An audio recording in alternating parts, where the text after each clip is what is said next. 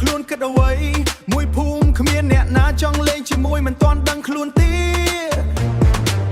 អីយ៉ាបងភ្លេចឮថាពួកអូន on top oh shit on top គ្មានអ្នកណាលេងជាមួយណាមែនទៀតអីយ៉ាបងភ្លេចឮថាពួកអូន on top oh shit on top គ្មានអ្នកណាលេងជាមួយណាមែនទេគ្មានអ្នកណាលេងជាមួយណាមែនទេយេពួកតូ